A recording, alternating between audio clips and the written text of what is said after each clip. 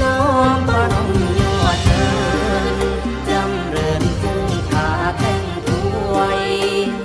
ด้วยมโนในคำนำทั้งแจ้งเน่งแล้วให้ใส่ซองคุณน่ะมีให้คิดตองลายต่อของของเขารัตนา ม